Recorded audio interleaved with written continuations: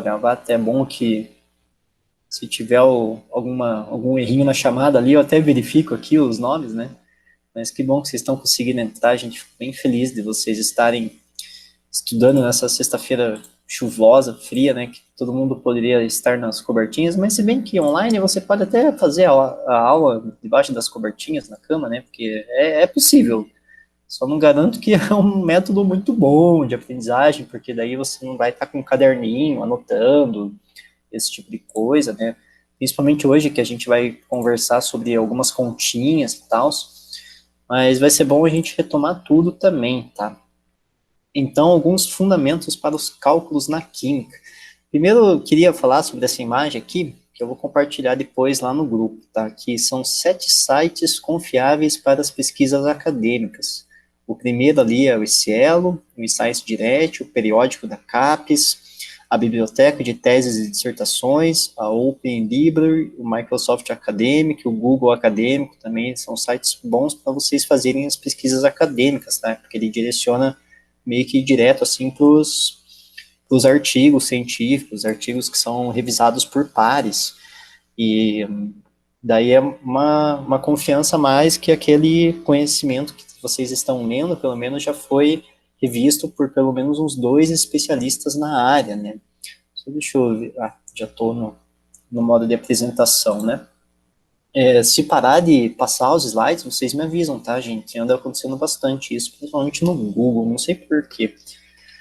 Daí o primeiro momento pedagógico é uma problematização inicial, tá? Vai ser a primeira parte da aula a gente conversar aqui sobre se vocês conhecem alguma coisa sobre o conceito de quantidade de matéria e conversar com vocês um pouquinho antes.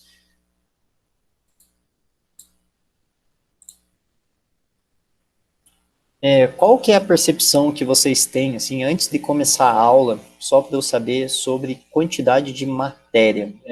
Vocês pensam que a quantidade de matéria foi o que vocês conseguem pegar, tocar, o que vocês conseguem ver, o que tem peso, algum tipo, assim, como que vocês acham que vocês aprenderam essa ideia de quantidade de matéria?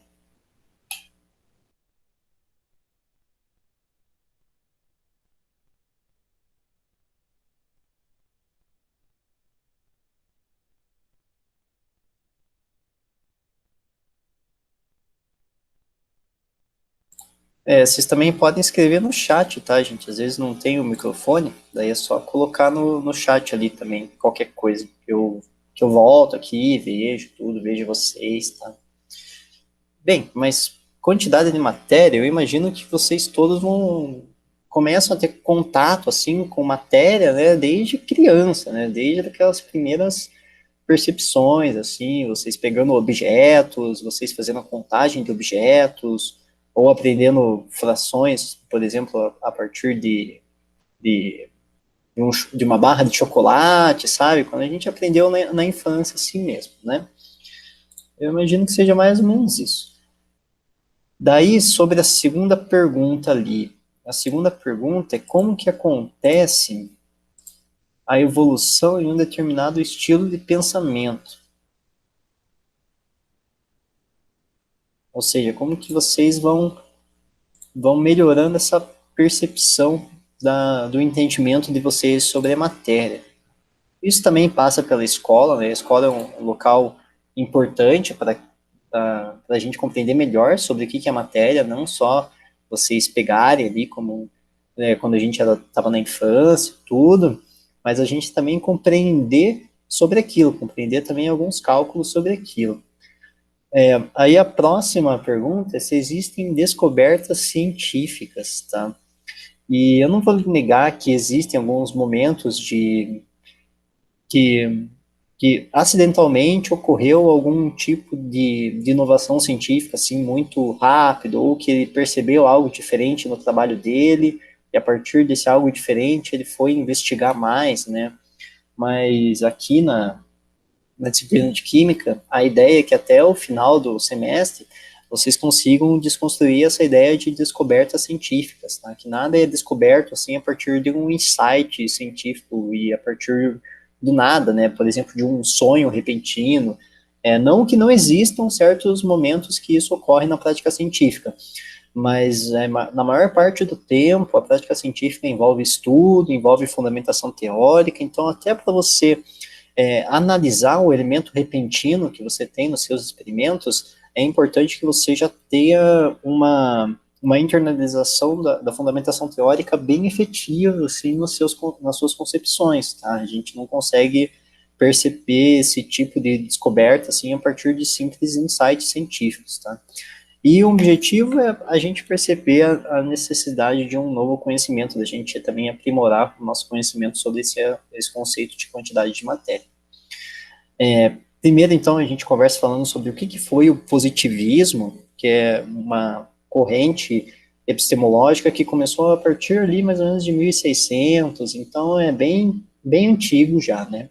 Essa corrente positivista, ela afirmava que o conhecimento provém da experimentação, dos sentidos, né? E que o sujeito que está analisando, assim, no experimento, ele deveria ser neutro, que ele não podia ter preconcepções sobre aquele experimento dele, que isso estaria corrompendo, assim, a neutralidade, né? O conhecimento já estaria presente, bastaria apenas descobrir. No caso, descobrir, tirar a coberta mesmo, assim, que o conhecimento já existe, basta só você encontrar ele, e a gente se opõe a essa ideia, tá? A gente pensa que o conhecimento ele é construído, que ele ainda não está presente, é importante socialmente a gente construir esses conhecimentos, tá? Principalmente é o que a gente faz bastante na escola. Essa corrente positivista também acreditava que a ciência estava baseada em um método científico específico e único, assim, um método universal que deveria ser utilizado para todas as pessoas para produzir conhecimento. Esse método científico está baseado em observação, criação de hipóteses, realização experimental e verificação ou não dessas hipóteses. Ó. Apesar desses 4 elementos eles serem constituintes dos métodos científicos, eles fazerem parte da prática científica, existe uma pluralidade de métodos, não existe só um método único, como os positivistas eles acreditavam, né? Hoje a gente tem uma pluralidade de métodos diferentes que são apropriados para cada contexto e para cada situação.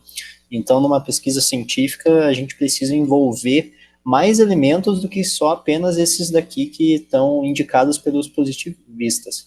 Mas não significa que isso não está ainda presente na concepção das pessoas, tá? Principalmente quem não teve muita oportunidade de discutir sobre isso, tudo, às vezes sai do ensino médio ou do EJA mesmo, acreditando que existe um método científico perfeito e que a ciência vai ser totalmente perfeita, mas a ciência vai estar sempre em construção, tá? Construção, reconstrução, ressignificação, todo esse tipo de coisa para a gente ter uma compreensão mais elaborada. E, querendo ou não, é importante você ter esses sentidos aguçados, tá? Como cientista, mas não basta ter só esses sentidos, também é importante criatividade, subjetividade, compreender o novo emergente, tá? Então, esse tipo de coisa. Bem, a gente falou já nas outras aulas que o Robert Boyle, que em 1664, ele descreveu o elemento químico como sendo uma substância pura que não se decompõe. Exemplos seriam o hidrogênio, o oxigênio e todos os elementos que estão representados na tabela periódica, o elemento isolado, né? E a gente vê que uma substância pura ainda a gente define de uma forma bem parecida com o que o Robert Boyle definia lá em 1664, que seria apenas um elemento que constituindo aquela molécula, né? A gente viu que os cálculos químicos estão baseados principalmente nas leis ponderais, que são a lei de Lavoisier e a lei de Proust. Daí, aqui tem um pouquinho da evolução, tá, desse conhecimento aqui do Lavoisier. Bem, primeiro a gente começa falando sobre os trabalhos de Joseph Priestley, que foi um britânico, e do Lavoisier, que foi o francês, tá? No caso, Joseph Priestley, ele recolheu o gás liberado pelo óxido de mercúrio vermelho aquecido.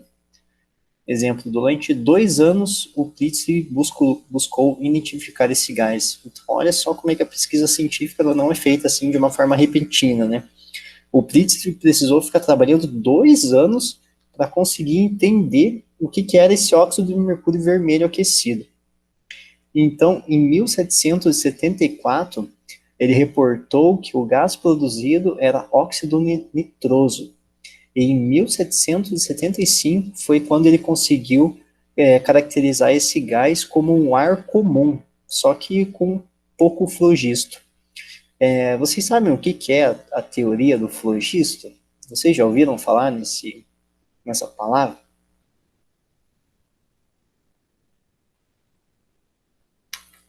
Antes de continuar, queria saber se Eu pode. não sei o que é, nunca ouvi falar. É um termo totalmente novo, né? Se alguém ouviu falar, pode levantar a mãozinha assim, ó, só para eu ter uma noção se.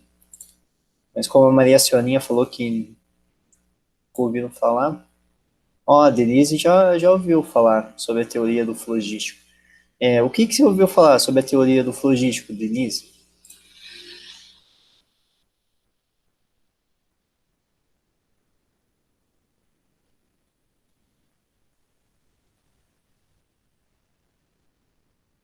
Foi a Denise que levantou a mão, né? Ou eu vi errado? Professor, eu já ouvi falar, mas não lembro muita coisa assim para te falar. Mas não lembra, tipo, absolutamente nada, assim? Tipo, nem tem alguma. Não, eu só lembro do nome, mas se explicasse, eu não sei. Não, imagina, não tem problema não. É por isso que a gente está aqui, para a gente falar desses episódios históricos, para a gente compreender como é que foi a construção desses conhecimentos, tá? Aham. Então, daí vocês podem conversar à vontade, ó. O que era a teoria do flogístico? Ela era muito usada principalmente lá no tempo da alquimia, dos alquímicos, tá? É uma teoria bem, assim, bem antiga, sabe? Era bem rudimentar, assim. E o que ela acreditava? Essa teoria, ela tentava descrever a combustão dos corpos, como que as coisas pegavam fogo, tá? Então, no caso, antigamente, para os flogistas, que são as pessoas que trabalhavam sobre a teoria do flogístico, como Lavoisier, como Priestley, eles acreditavam que as coisas elas pegavam fogo, que elas entravam em combustão, porque existia um tipo de uma alma dentro desse objeto. Essa alma, quando ela evaporava, quando pegava fogo, assim, quando tinha uma reação bem exotérmica, ela iria para fora essa alma sairia daquele objeto e estaria evaporando, assim, estaria entrando em combustão. E eles acreditavam que as coisas só queimavam por causa desse tipo de princípio que tinha dentro de cada um dos objetos, tá? Então essa era a teoria do flogístico, assim. Então, e o Blitzer era um dos maiores defensores, assim, dessa teoria. Ele morreu acreditando nela, na verdade. Porque os conhecimentos que a gente tem hoje, a gente vê que é uma coisa bem esquisita. Você pensar que um objeto tem alma, assim, né? É bem, não sei, eu acho bem rudimentar, assim, não que estivesse errado, era a melhor forma que eles tinham para explicar aqueles fenômenos naquela época, né? Então a gente não pode julgar muito também, tá? Não é uma coisa assim muito que a gente pode falar que eles eram mais menos inteligentes do que a gente, sabe? Porque querendo ou não, eles tinham uma quantidade de informações assim bem mais restritas do que a gente tem hoje, né? Então a gente tem que levar tudo isso em consideração antes de fazer qualquer julgamento histórico, tá? Mas a teoria do flogista era meio que isso. Então Lavoisier, em 1775, muito influenciado por Priestley, escreveu que o gás obtido no aquecimento do óxido de mercúrio vermelho era o próprio ar, inteiro, sem alterações. É certo que surge mais puro, mais respirável. Então, olha só que interessante. O Lavoisier ele teve que conhecer as pesquisas do Priestley, para daí ele começar a entender melhor o que estava acontecendo ali na reação de aquecimento do óxido de mercúrio vermelho. Então, foi muito importante essa fundamentação teórica que ele estudou a partir dos trabalhos do Priestley, tá bom? Então, os trabalhos de Lavoisier em 1776 e 1777 envolvia tanto ver o gás quanto entender a natureza do gás. Para Lavoisier, o oxigênio era o princípio de acidez atônico, e que o gás oxigênio se formava após a reação entre o princípio e o calórico, no caso, a substância do calor. Lavoisier registrou em uma nota lacrada junto ao secretário da Academia Francesa em 1772, que acreditava que corpos em combustão absorvem uma parte da atmosfera, e buscava entender melhor sobre essa teoria flogística. Essa consciência prévia, mais a suspeita de que haveria algo de errado na teoria, certamente contribuiu para compreender a natureza da substância que a combustão subtrai da atmosfera. Então, olha, dá uma analisada aqui comigo, gente, ó. Os trabalhos de Lavoisier são datados a partir de 1776 e 1777, mas já 5 anos atrás, ali em 1772, ele já estava ciente que tinha alguma coisa meio equivocada ali na teoria. Então ele já mandou dizem que ele já mandou essa nota lacrada para a Academia Francesa, já pensando que com certeza iria se deparar com um novo fato científico, né? E ele queria ter a prioridade desse fato já ali em 1772, para caso eles tivessem outras descobertas mais interessantes, assim, e ele já esperava também que outros cientistas da época começassem a pesquisar sobre isso. Então ele já queria ficar com essa compreensão da teoria do flogístico e marcar o nome dele na história mesmo. Lavoisier, ele é um cara na Academia Francesa que ele tinha bastante dinheiro, bastante poder, assim, nessa época, a maioria das pessoas que trabalhavam com ciência, elas tinham um poder aquisitivo mais elevado mesmo, não que hoje também não tenha, né, quem trabalha com ciência de ponta até hoje, geralmente são pessoas que têm muito dinheiro mesmo, então, não que tenha mudado, assim, tanta coisa, mas antigamente era só as pessoas com poder aquisitivo muito alto, assim, não tinha universidade pública, essas coisas que a gente pode se orgulhar da gente ter conquistado na história, tá bom? Então, Pritz e Lavoisier, eles utilizavam um teste padrão para determinar a qualidade do ar. Esse teste, ele consistia em misturar 2 volumes do gás com 1 volume de óxido nítrico, sacudiam a mistura sobre a água e mediam o volume do resíduo gasoso. Na época, acreditava-se que o resíduo, juntamente com o ar atmosférico, corresponderia a 1 volume. Se o volume fosse maior, significava a presença de algum outro gás, ou então ar poluído. Um tempo mais tarde, Priestley também fez experiências misturando o óxido nítrico em outras proporções. Entretanto, o fato de Lavoisier buscar uma evolução do estilo de pensamento fez o Lavoisier perceber que Priestley não conseguia sintetizar. Essa foi a principal razão para Pritzker ter permanecido até o final da sua vida sem uma compreensão mais elaborada sobre o experimento. E esses princípios, os paradigmas, né, sobre o princípio da acidez e do calórico, eles foram abandonados pela comunidade científica no ano de 1810 e 1860, respectivamente. Então, há mais de um século para a gente compreender que uma teoria científica estava equivocada, para vocês verem como que esse processo ele pode ser tão demorado, assim, ele pode ser tão trabalhoso por várias pessoas dentro da comunidade científica. Então, não é uma coisa que acontece assim do nada, tá? Parar de compartilhar um pouquinho, que ali tem outra palavrinha que é importante a gente discutir junto para a gente construir esses conhecimentos.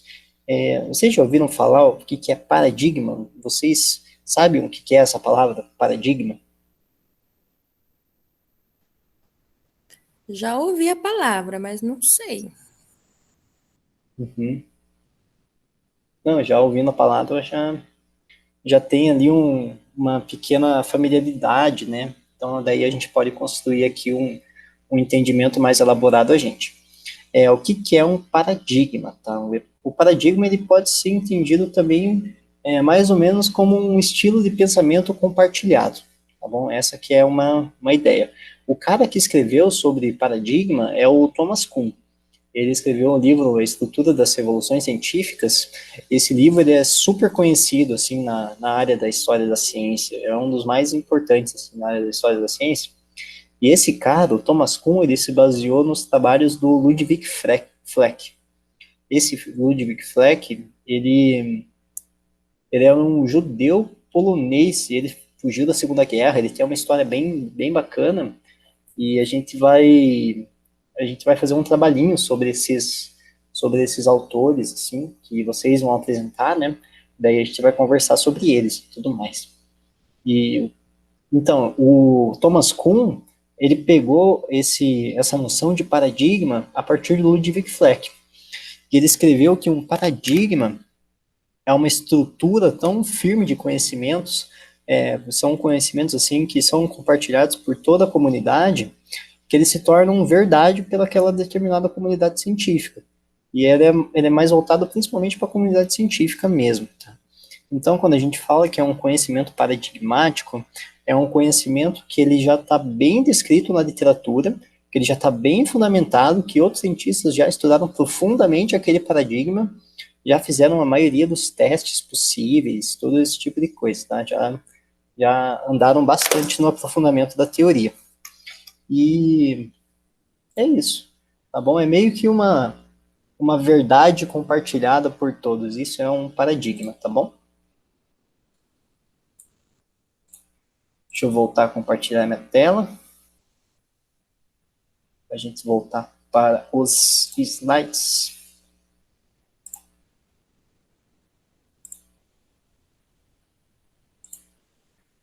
E aqui a gente chega na lei da conservação das massas, ó. Já foi proposta desde a antiguidade, muito antes de Lavoisier, tá? Mas por volta de 1775, ela ficou mais conhecida pelos escritos de Anthony Laurent Lavoisier. E popularmente a gente enuncia como: na natureza nada se cria, nada se perde, que tudo se transforma.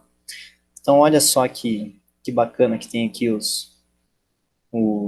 mostrando que a ideia do flogisto já está super vencida, né? Aqui você tem cada uma dos elementos químicos, e quando eles pegam fogo, cada um tem uma estação eletrônica diferente, dependendo daquele número atômico que eu falei para vocês lá no começo das aulas, que então você vai ter, cada uma, do jeito que ele pega fogo, vai ter uma cor diferente. Então o lítio ali, ele é vermelho, o estrôncio é um fogo mais azulzinho, o sódio, ele tem um fogo bem amarelado, o cobre tem um foguinho verde, e o potássio tem um fogo da cor de fogo mesmo.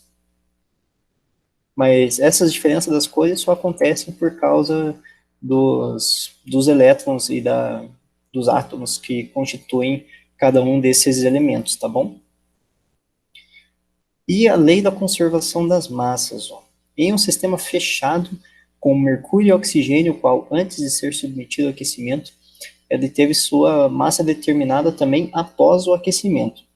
Lavoisier obteve mercúrio metálico, que também tiveram suas massas identificadas. Então, ó, foi a reação do mercúrio com oxigênio, formando o aquecimento e formando o óxido de mercúrio vermelho. Então, olha só como é que foi o experimento do Lavoisier. Ó. Em um gás com oxigênio e mercúrio metálico foi submetido ao calor, e depois você formou esse óxido de mercúrio. Daí foi pesado, né, essas massas. E aqui tem o aparato que foi utilizado para fazer o experimento. Daí foi o Berzelius que ele introduziu na química a escrita simbólica que a gente usa até hoje, né, a gente conversou sobre isso. A gente também já conversou sobre a determinação de massa atômica do átomo, que é expressa pela unidade de massa atômica U, que foi como que a gente determinou essa unidade de massa atômica. Foi o isótopo do átomo de carbono mais comum, com massa igual a 12. Ele foi usado para determinar esse padrão de 1U. Então, foi um átomo de carbono 12 dividido em 12 partes iguais, para a gente obter uma unidade de massa atômica. E a massa molar? Ela é a grandeza definida por M maiúsculo, e ela pode ser definida pela massa de uma determinada substância dividida pela quantidade dessa substância, resultando na unidade gramas por mol. Ó, então aqui tem uns exemplos de como que é feito o cálculo de gramas por mol. Ó. Então, para uma massa atômica U impressa em gramas por mol, o hidrogênio, ele que é o elemento mais leve que existe na tabela periódica, a massa atômica dele é igual a 1U. E a massa molar, então, coincidentemente, vai ser igual a 1 grama por mol. Já para o enxofre, ele apresenta uma massa atômica de 32U e, consequentemente, uma massa molar de 32 gramas por mol. Então, tem um exercíciozinho aqui para a gente calcular como que a gente faz a determinação da massa molar dessas duas substâncias aqui. No caso, o fosfato, o óxido de fosfato, e o sulfato de alumínio, tá bom? Então, ó, a gente tem aqui as massas molares de todos eles, tá? E a gente também sabe a quantidade de elementos que tem em cada uma dessas moléculas, tá? Daí, vai ser só fazer continha demais mesmo, tá, gente? Bem rapidinho, assim. Então, para o primeiro, acho que eu vou fazer só aqui o do H4. H4, P2O7. Então, ó, a gente sabe que o hidrogênio, ele possui massa molar de igual a 1U, que é a mesma coisa que 1 grama por mol. Só que eu não tenho só um hidrogênio, eu tenho 4 hidrogênios. Vocês estão vendo aqui, ó, é formado por H4. Então, vai ser, vamos fazer pela soma das massas vezes a quantidade do elemento, tá? Vezes a quantidade de matéria. Então, o hidrogênio é 1 grama por mol, cada átomo de hidrogênio. Como eu tenho 4 hidrogênios, isso faz vezes 4. O fósforo, eu tenho 2 fósforos, certo? E cada fósforo pesa 31 gramas por mol. Então, eu vou fazer 31 vezes 2. Então, ó, 1 vezes 4 é 4, 31 vezes 2 é 62. E o oxigênio, eu tenho 7 átomos de oxigênio, tá? E cada átomo de oxigênio pesa 16 gramas por mol. Então, vai ser 16 vezes 7. 16 vezes 7, quanto que vai dar 16 vezes 7?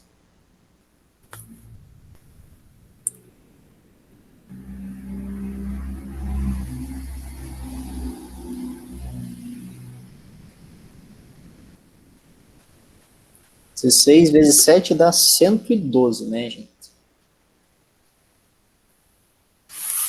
Então, 112. Então, para eu saber a massa molar do H4P2O7, eu tenho que fazer a soma de todas as massas molares correspondentes aqui de cada um dos elementos, tá? Então, tem que fazer 4 mais 62 mais 112. Mais 2. 2 mais 62 mais 4. Então, a massa molar do óxido de fósforo é 178 gramas por mol. Beleza, gente? Bem, do H4P2O7 a gente já determinou, né? Que dá 178 gramas vezes mol menos 1. E agora vamos fazer aqui o pro sulfato de alumínio. Então vai ser o do alumínio, 2, SO4, 3. Mas olha só que interessante, ó. Aqui o sulfato, ele está repetido 3 vezes, beleza?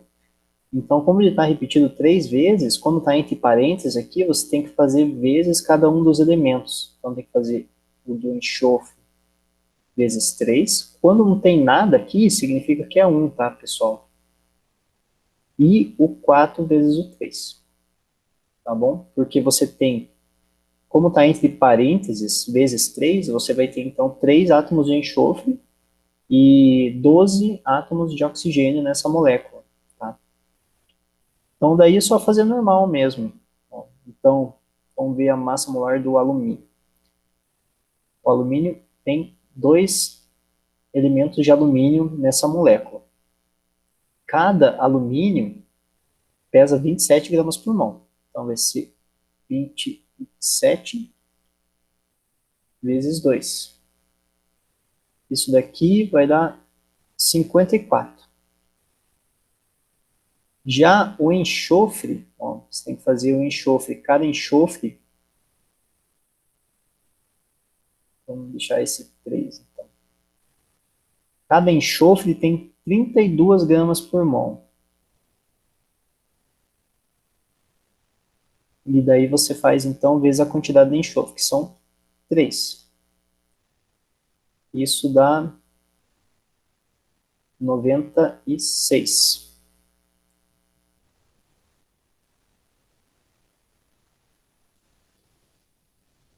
E o oxigênio são 4 átomos de oxigênio vezes 3 aqui, porque está entre parênteses. Então, O12. Tá? Cada oxigênio vale 16 gramas por mol. Então, vezes 12. Porque tem 12 átomos de oxigênio nessa molécula. Então, 16 vezes 12. Isso dá 192. Então, para você determinar aqui a massa molar do Al2SO4 3, é só você fazer a soma dessas massas aqui, tá bom? Então, você faz 54 mais 96 mais 192. Então, essa massa molar aqui, desta molécula de sulfato de alumínio, dá 342 gramas por mol. Tá bom, gente? Tudo bem com essas continhas aqui? Vou manter por enquanto, que depois eu passo para vocês.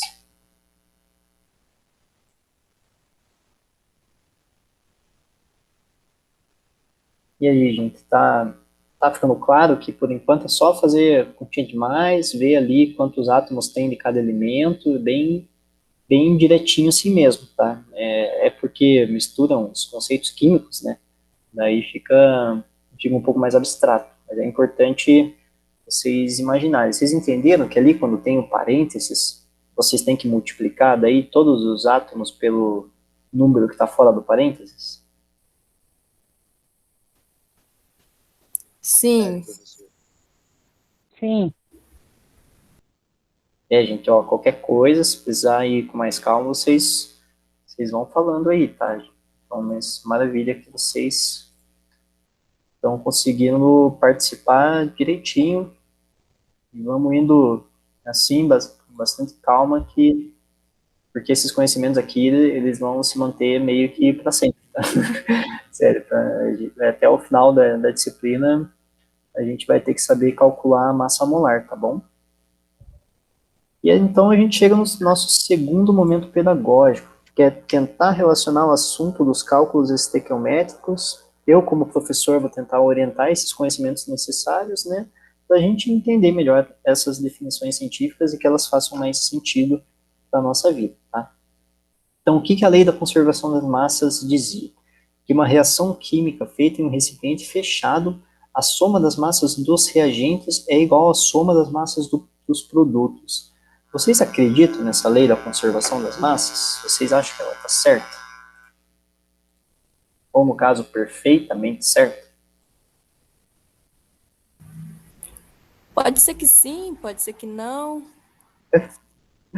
Isso aí, Lídia, isso depende de como que a gente... Na verdade, você falou exatamente o que eu vou falar agora.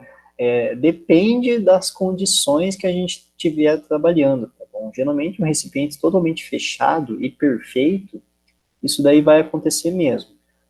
vai acontecer aquela lei do Lavoisier, aquela máxima lá que na natureza nada se cria, nada se perde, que tudo se transforma, de uma forma perfeita, tá bom?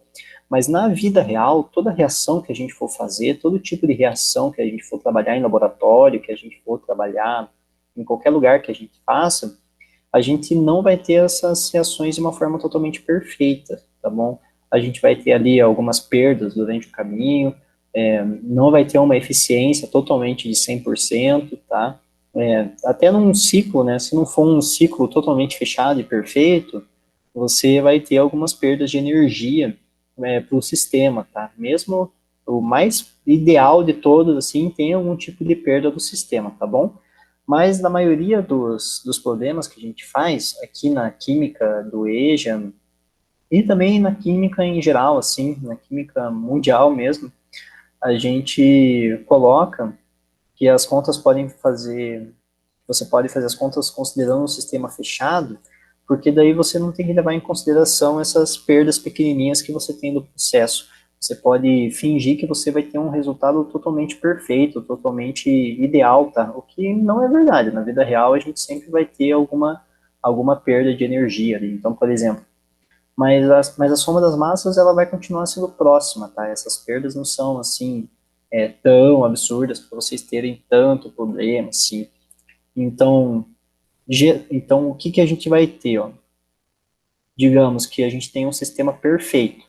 Nesse sistema perfeito, a soma da massa desses reagentes vai ter que ser igual à soma da massa dos produtos. Então, se a gente está reagindo 56 gramas de óxido de cálcio com 18 gramas de água, ao final a gente vai ter que ter 74 gramas de óxido de cálcio, que é o que essa reação aqui está me dizendo. Tá bom?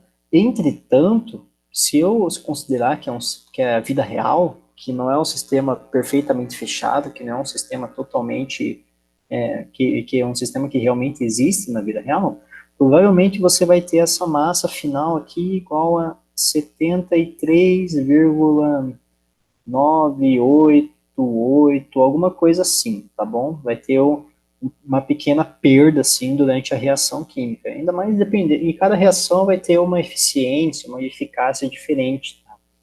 Então, não dá para a gente levar que essa lei da conservação das massas, ela é ideal, mas ela serve para a gente fazer vários cálculos aqui para facilitar a nossa vida mesmo.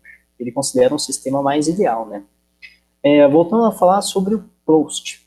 Em 1799, Joseph Louis Proust, ele reportou que a proporção em cada elemento que entra na formação de determinada substância, ela é constante, independentemente do seu processo de obtenção.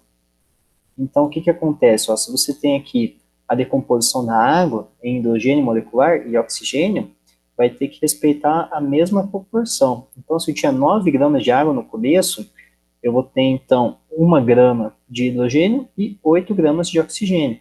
Se eu tiver 18 gramas de água, eu vou ter 2 gramas de hidrogênio e 16 gramas de oxigênio. Vocês conseguem ver que a proporção de 1 para 8, ela se mantém tanto quanto a gente tem aqui nas 9 gramas. Aqui a gente tem a proporção de 1 para 8. E aqui também, no segundo caso, a gente mantém essa proporção de 1 para 8. Tá bom? E a partir dessa lei da proporção constante entre, no caso, esse produto aqui se decompondo em duas substâncias simples, essa proporção sempre vai ser respeitada, tá bom? Então, se eu tinha 4,5 gramas de água, e se eu decompor em hidrogênio e oxigênio elementar, eu posso fazer essa relação aqui de massa de hidrogênio sobre massa de oxigênio, e essa relação vai se manter constante, se eu tiver um sistema perfeitamente fechado e ideal, tá bom? Então essa que é a ideia dessa tabelinha aqui. Vocês podem ver que a proporção de 1 para 8 ela se mantém em todos os casos, seja com 4,5 gramas de água, seja com 9 gramas de água ou com 18 gramas de água. E também a gente pode calcular a partir dessa lei das proporções constantes a massa de vários elementos em determinada reação. Então, vamos fazer esse exercíciozinho e completar com o valor de x com o valor de y, tá? Ele manda a gente observar essa tabela e determinar o valor de x e y. Então, a gente sabe que a proporção de hidrogênio para oxigênio sempre vai ser de 1 para 8. Tá? Então, 1 grama de hidrogênio mais 8 gramas de oxigênio vai ter que formar 9 gramas de água. Aqui, na de baixo, eu já tenho o hidrogênio reagindo com o oxigênio, formando 90 gramas de água. Essa proporção aqui, ela tem que continuar sendo... ela se mantém do experimento A para o experimento B e para a proporção, tá? Então, que valor que eu preciso colocar nesse X aqui para ele ser igual a 90 gramas, tá? Se eu já tinha 10 gramas de hidrogênio. Alguém arrisca um palpite?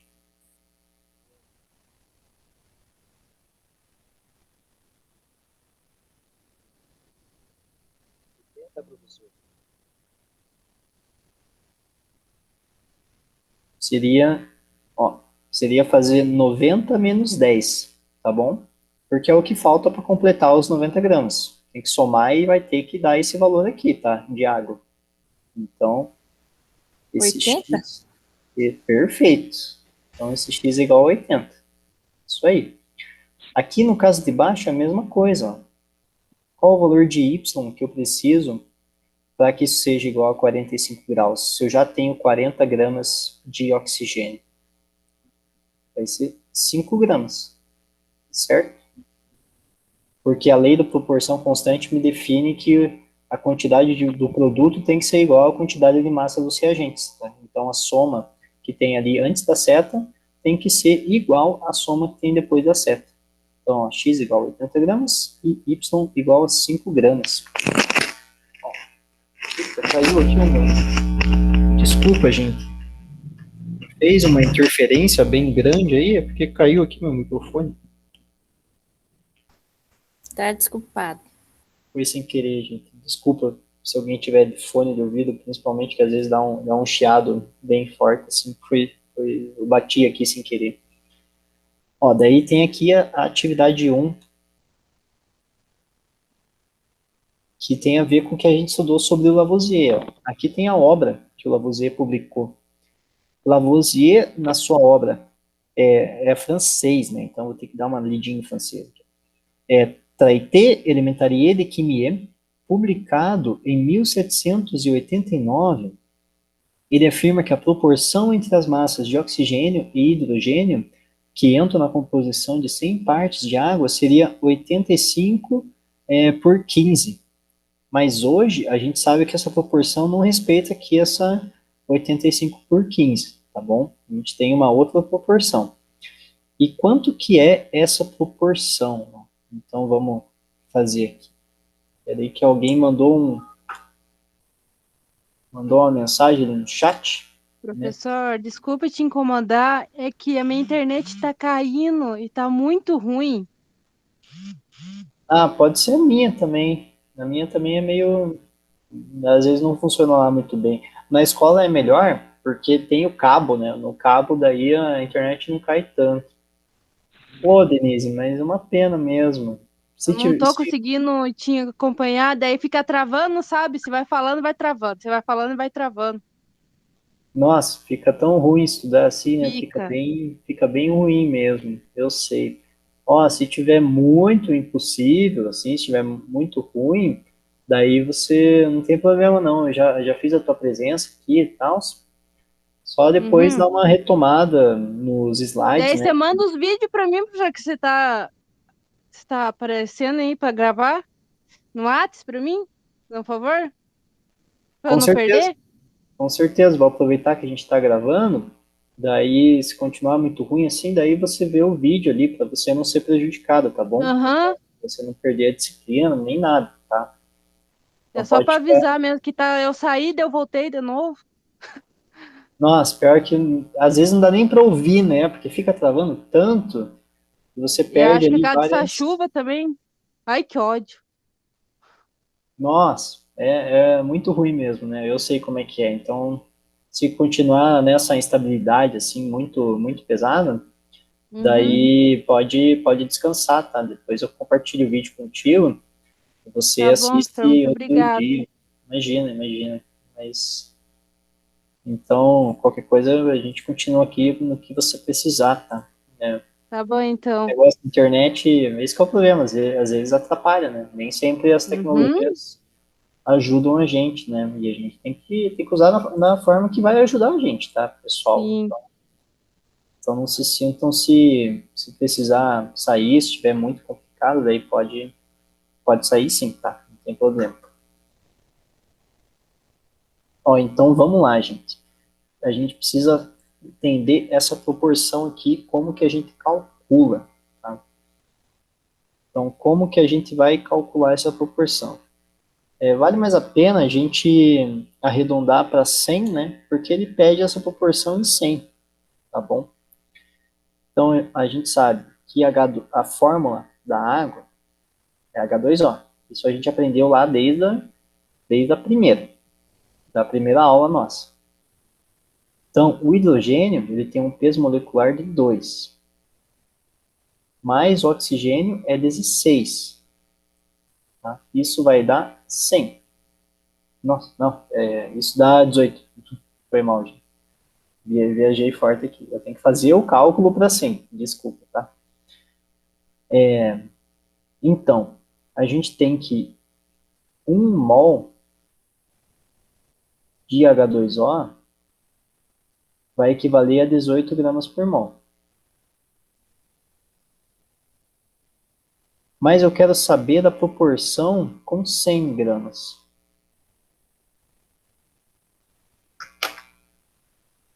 Tá? E, no caso, seria quais números que eu preciso somar aqui que respeitem essa proporção de 2 e 16. Então, deixa eu fazer um pouquinho diferente. Ó. Essa proporção de 2 e 16, que vai respeitar a proporção que dá 18. Mas eu quero saber essa proporção para 100, tá bom? Então, para eu chegar em 100, quanto que eu precisei multiplicar? É só fazer daí 100 divididos por 18, tá bom? 100 divididos por 18 dá 5,55. 5,55. Então, aqui eu vou ter que dar um jeito de respeitar essa proporção, de uma forma mais aproximada. Então, de 2 para chegar ali no 100, tem que fazer 2 vezes 5,55. 5,55. Isso daqui vai dar 11, tá?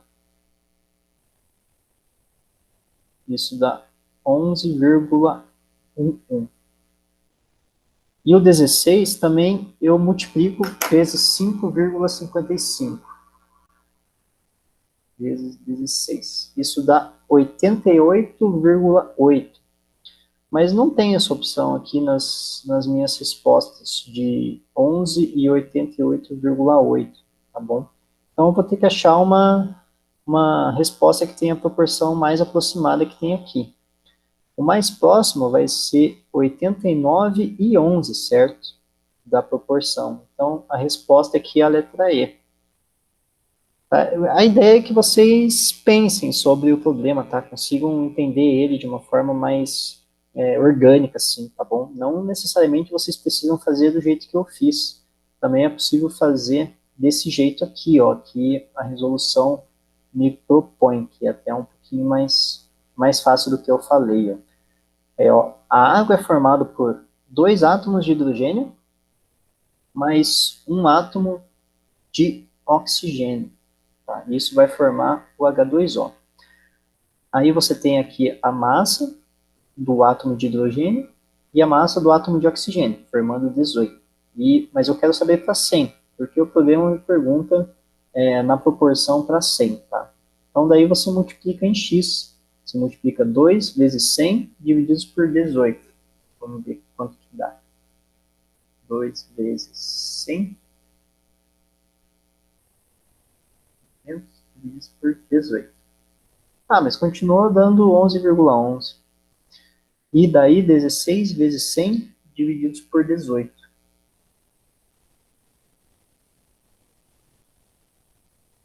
Se 1.600 divididos por 18. E continua dando 88,8. Mas aí vocês arredondam daí, tá bom?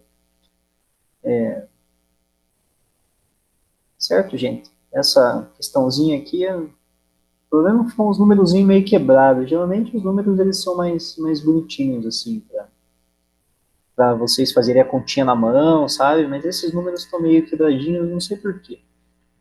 Ó, e mais uma atividadezinha. Que o Anton Lavoisier, isso tem em muitos livros didáticos, né? Que ele seria o iniciador da química moderna, o pai da química moderna. Já a gente já discutiu nas outras aulas que a gente não concorda muito com esse tipo de abordagem, porque deixa de considerar os outros trabalhos que fundamentaram o trabalho dele antes, deixa de contemplar um pouco a historicidade dos conhecimentos, tá? Que não foi ele que iniciou toda a química do universo, toda a química tem uma gênese ali próxima da alquimia, né? E talvez um pouquinho antes também com alguns povos originários, tá? Então, por volta de 1775, ele realizou vários experimentos. Em um desses experimentos, ele aqueceu 100 gramas de mercúrio em presença do ar, dentro de um recipiente de vidro fechado, obtendo 54 gramas de óxido de mercúrio vermelho, tendo ficado sem reagir 50 gramas de mercúrio. E qual que é a razão entre a massa de oxigênio e a de mercúrio que reagiram? Então, olha só como que a gente tem que pensar. No caso, a reação que a gente tinha é mercúrio mais oxigênio formando óxido de mercúrio. Então é bom a gente escrever essa reaçãozinha aqui, tá? Então você vai ter o mercúrio, a fórmula dele é Hg, tá? É a mesma coisa que tem no termômetro, reagindo com oxigênio e formando óxido de mercúrio. HgO2. Foi obtido 54 gramas de óxido de mercúrio, tendo ficado sem reagir 50 gramas de mercúrio. Então, 50 gramas de mercúrio não reagiram. Daí, qual que vai ser a relação entre a massa de oxigênio e a de mercúrio que reagiu? Então, eu tinha 100 gramas de mercúrio reagindo, mas só 50 gramas foram capazes de reagir. Tá? Então, olha só, aqui eu já tenho uma perda de massa bem significativa, né? Já precisei... já 50% do mercúrio não reagiu. Tá? De 100 gramas de mercúrio, apenas 50 gramas reagiu. Aí, quantas gramas de oxigênio foi necessário reagir para eu formar 54 gramas de óxido de mercúrio? Falta ainda 4 gramas. Certo? Daí ele pergunta qual que é a razão entre a massa de oxigênio e a massa de mercúrio que reagiu. Então, é só eu fazer 4 sobre 50, né, que vai ser a razão entre o oxigênio que reagiu, é 4. Deixa eu escrever aqui para você. A razão entre a massa de oxigênio divididos pela massa de mercúrio. A massa de oxigênio é 4 gramas e a massa de mercúrio é 50 gramas. Então, isso vai dar aqui 1 sobre... deixa eu fazer aqui 50 divididos por 4. Sobre 12,5. Então, a proporção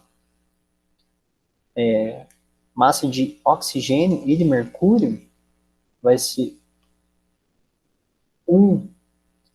uma massa de oxigênio sobre 12,5 de mercúrio.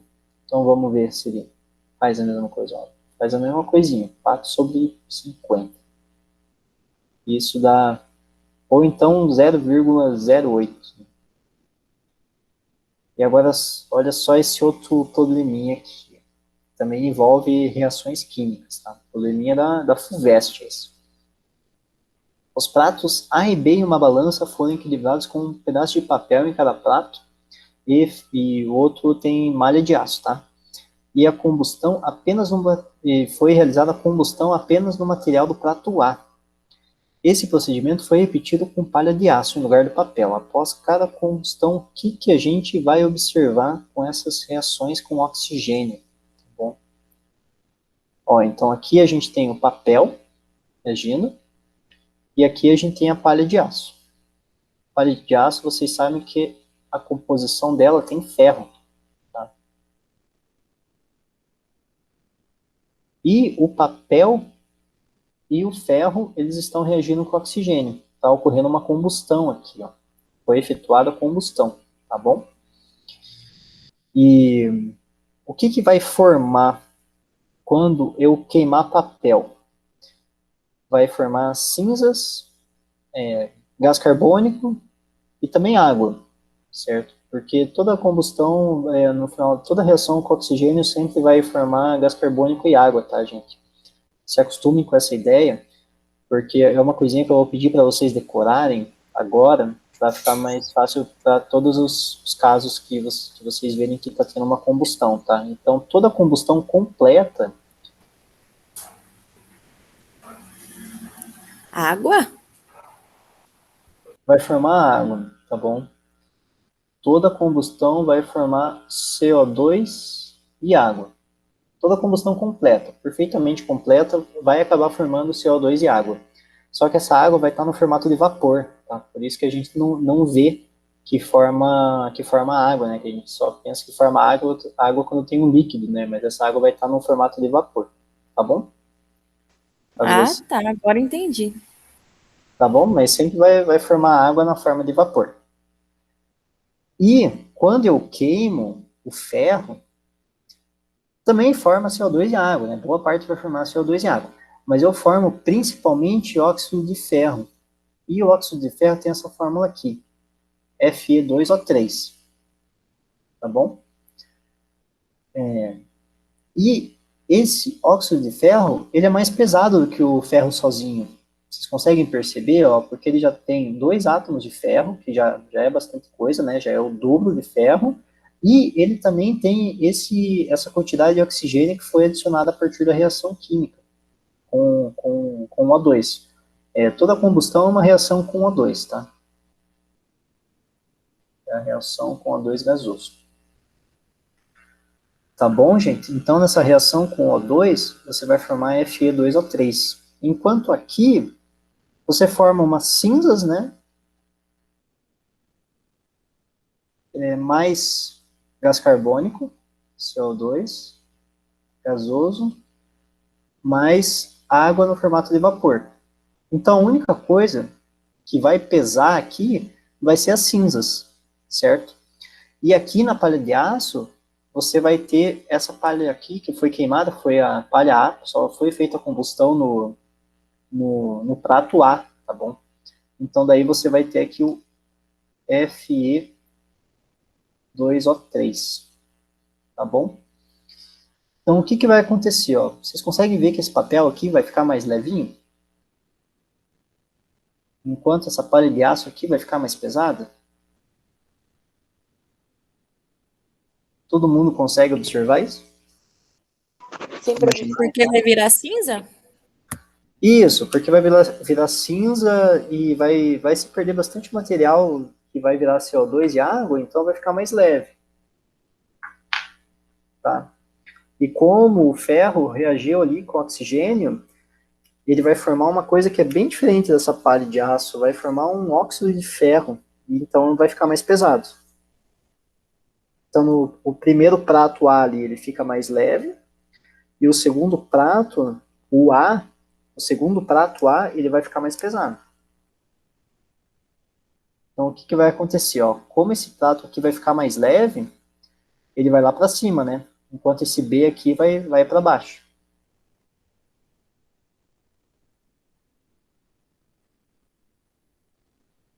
Beleza, gente? E já nesse 2 aqui, como esse prato A vai ficar mais pesado, ele vai descer. Então, já que ele está mais pesadinho. E o B vai subir. Lembre-se dessas flechinhas aqui, E daí, agora a gente tem aqui as alternativas para a gente escolher.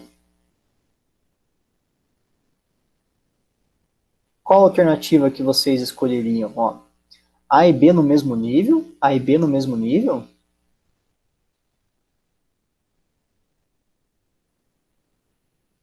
Essa aqui não, né? Essa aqui nem tem como, né? Nem Não. totalmente fora de opção. Deixa eu fazer as flechinhas, né? Ó, pelo que a gente falou, que esse daqui formou cinzas, esse prato B aqui ficou mais pesado, né? E no caso, esse prato A aqui desceu. Então, tanto esse prato B quanto esse prato A, eles vão descer, tá bom? Então, agora vai ficar mais fácil, né? Vamos lá. O prato A abaixo de B? Não, né? Acho que essas duas aqui são furadas, né, gente?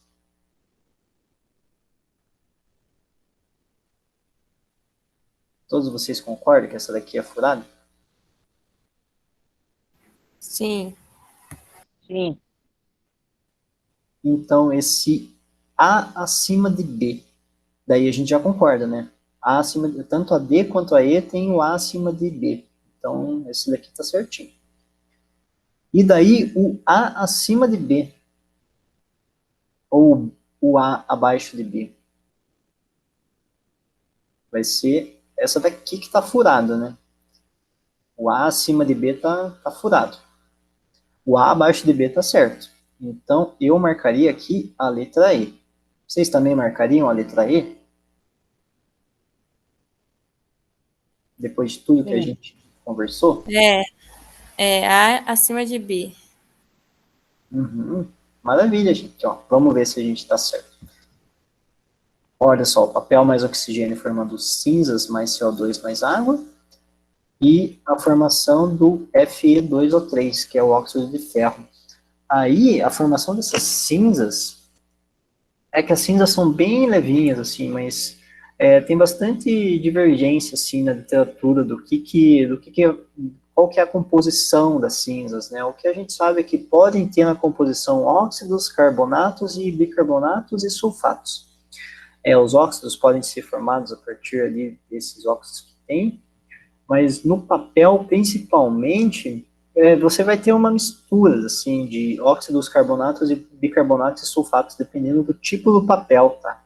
Então, é mais ou menos isso daqui que forma nas cinzas, tá bom? Mas, de modo prático, ela é bem levinha, tá? Então, por isso que ele considera que o prato A, ele fica mais leve do que um papel comum, tá bom? Então a gente acertou, realmente ela letra E, A acima de B e A abaixo de B. Então realmente a gente tá no caminho certo. Né? Essa aula vai até 9h45, né? Então a gente tem mais uns 10 minutinhos, daí eu deixar um tempinho para a gente sair um pouquinho mais cedo, tá bom? Mas antes eu quero conversar um pouquinho sobre o que a gente entende por estequiometria. Estequiometria é o cálculo da quantidade das substâncias envolvidas numa reação química. Desse modo, é possível dizer quanto de produto vai ser formado ou então o rendimento dessa reação química. E olha só, aqui tem uma analogia com o pão com o queijo, né, que formam um sanduíche, tá? Então, olha só como é que a lei de Lavoisier trabalha. A gente fala que na natureza nada se cria, nada se perde e que tudo se transforma. Mas no caso aqui vai ser só um sanduíche sendo preparado, né? Mas, ó, como as coisas não se perdem. Primeiro você tinha 2 fatias de pão e você tem reagindo aqui, digamos que essa daqui é uma reaçãozinha química, né? Reagindo com uma fatia de queijo. E isso está formando um sanduíche. Olha só. Então eu preciso exatamente da proporção de 2 fatias de pão para uma fatia de queijo para formar um sanduíche. Tá bom? Então, meio que essa ideia aqui da estequiometria também vai se manter, tá? Bem, e essa é a relação mais importante da estequiometria química, que no caso, 1 mol é equivalente à massa molar, que é equivalente a 6,02 vezes 10 a 23, entidades elementares. Esse daqui é a constante de Avogadro, tá? Isso daqui é o Na, que é a constante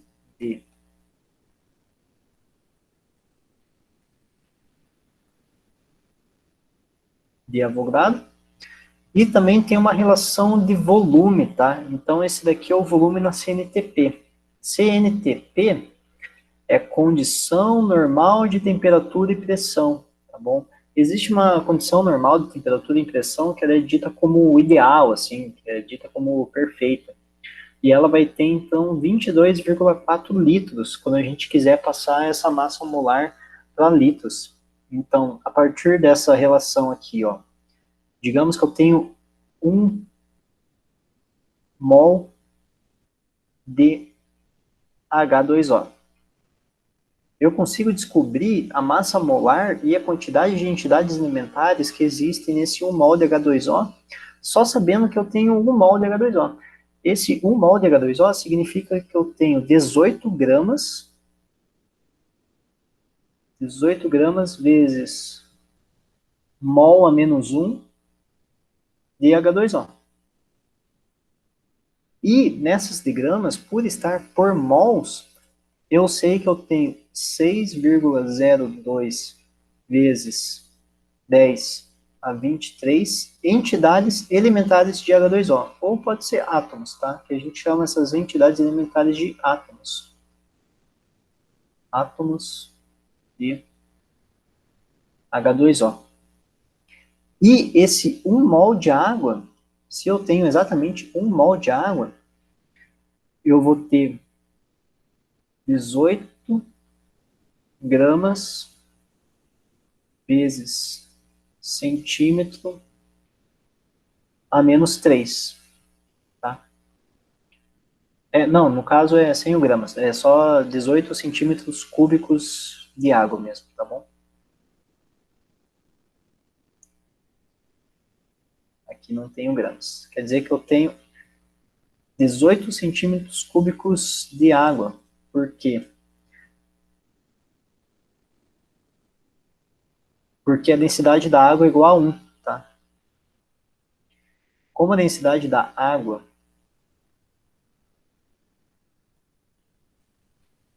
é igual a 1 grama por centímetro cúbico, se eu tiver 18 gramas de água, significa que eu vou ter 18 centímetros cúbicos de água. Certo? E daí a gente começa aqui os cálculos estequiométricos para a gente entender quantos mols se formam de cada uma em uma reação química, tá? No caso, a gente aqui no Brasil, a gente chama de quantidade de matéria, mas é um pouquinho mais apropriado a gente falar de quantidade de substância, tá? Mas aqui no Brasil a gente também fala em quantidade de matéria, então vocês podem usar quantidade de matéria. Olha só essa reação aqui do álcool etílico, com ele entrando em combustão com oxigênio. Ele, como é uma combustão completa, vai formar CO2 e água, tá? E antes de eu começar a fazer os cálculos, a primeira coisa que eu sempre tenho que fazer, antes de começar, em uma reação química desse tipo, é eu verificar a proporção estequiométrica de cada uma dessas substâncias, tá? Por exemplo, quantos mols eu tenho de álcool, quantos mols reagem com oxigênio. Então, a primeira coisa que a gente tem que fazer nesses cálculos é você começar pelo balanceamento, tá bom?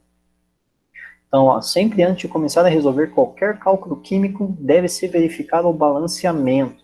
Esse balanceamento, ele tem a ver com essa questão do sanduíche aqui, tá? Porque eu preciso de 2 fatias de um sanduíche para eu formar um sanduíche. Eu não consigo formar o sanduíche só com uma fatia. Vocês conseguem pensar que ele vai ficar só ali uma fatia com o queijo em cima, ainda vai faltar a outra fatia do pão para eu fechar meu sanduíche?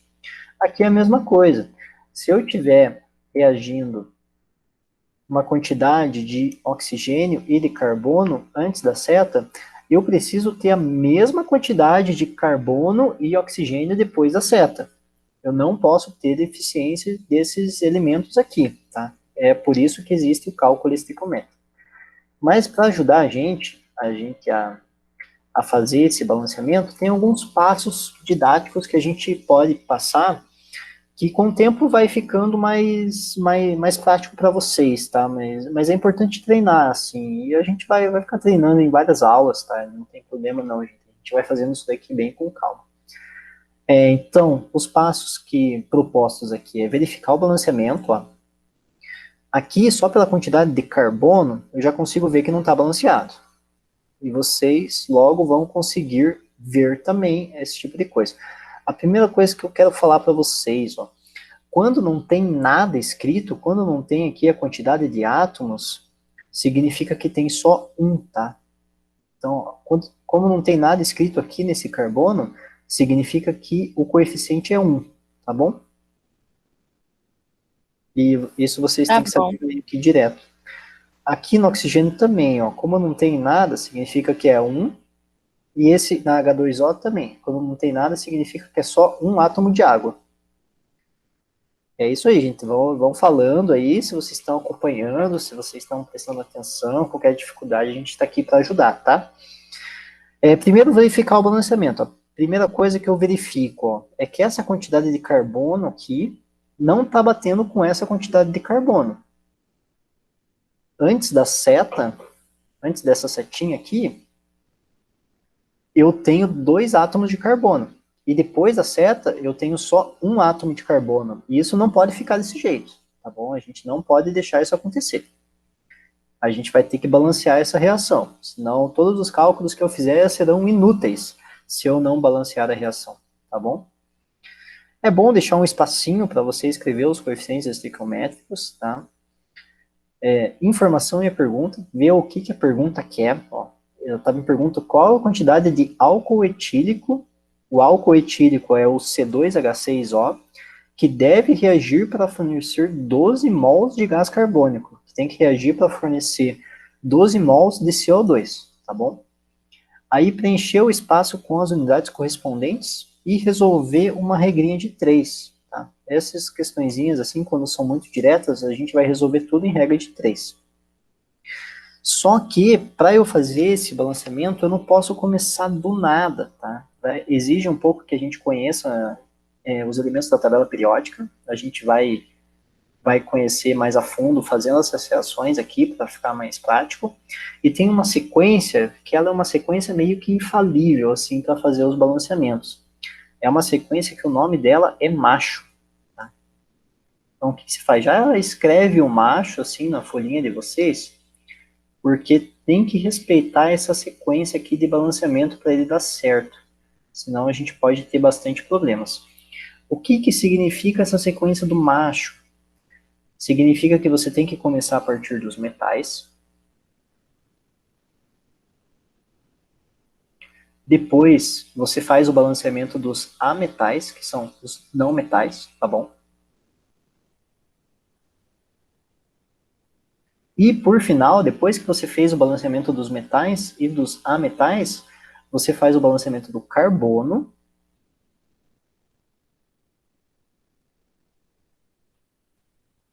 do hidrogênio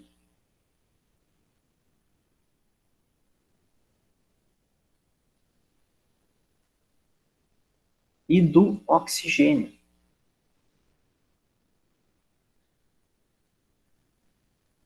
Então, a gente tem que seguir essa regrinha do macho aqui, tá? Porque se eu começar a fazer a partir do oxigênio, eu vou começar a ter bastante erro, dá bastante erro daí, tá? Então, ó, eu não tenho nem metal e nem não metal nessa minha reação química.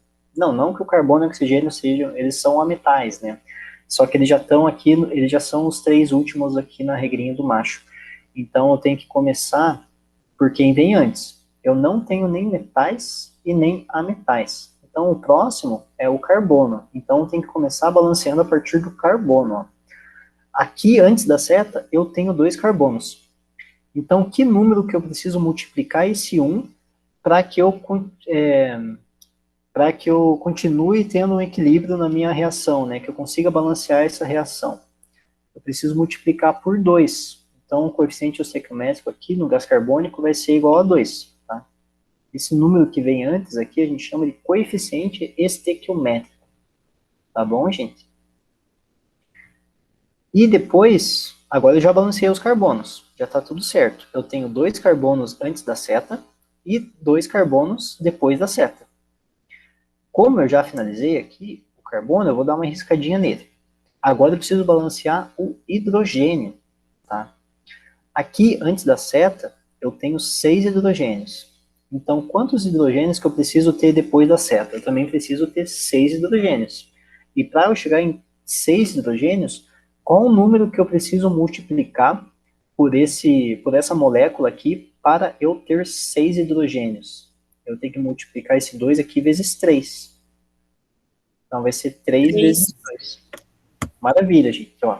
Então, agora eu tenho 6 hidrogênios antes da seta e também 6 hidrogênios depois da seta. Tá? Então, já balancei também o hidrogênio. Agora eu tenho que balancear o oxigênio.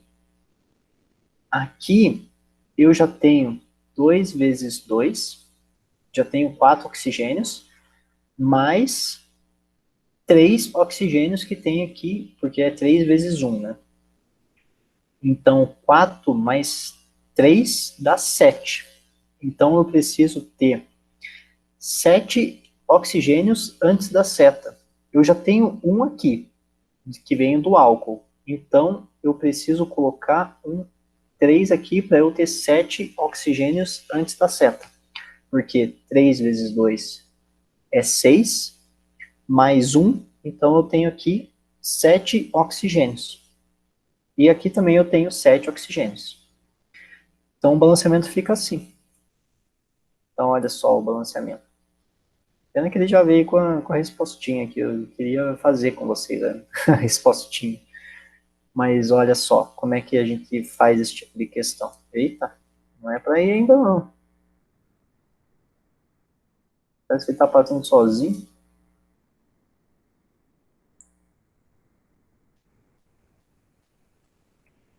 Às vezes a minha caneta me acaba fazendo eu me complicar um pouco. Mas ó, gente, depois que a gente fez o balanceamento, tá indo tudo bem? Tá.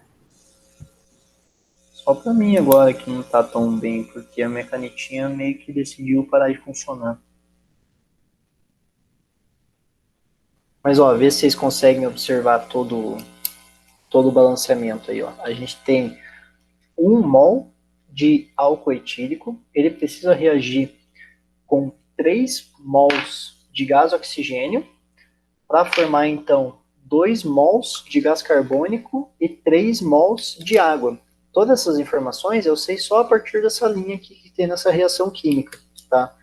Do C2H6O reagindo com 3O2, formando 2CO2 e 3H2O.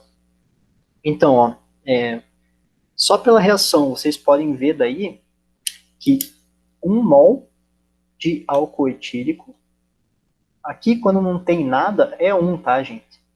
Então, ó, 1 mol desse álcool etílico, ele vai formar 2 mols de gás carbônico.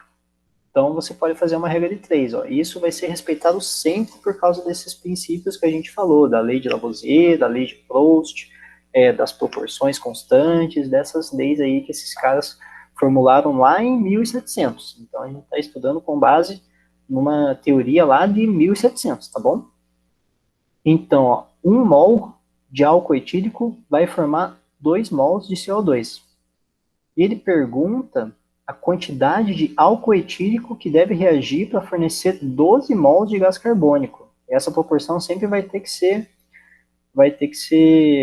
mantida. Então, 1 mol vai formar 2 mols de CO2.